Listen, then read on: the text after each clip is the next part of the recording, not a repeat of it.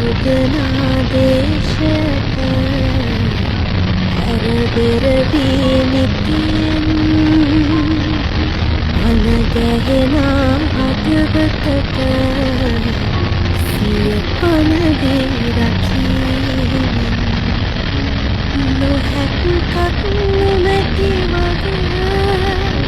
ලොවටම කියමින් බඳී ජාතියට හිහිපවා රකීමින් මුරදේ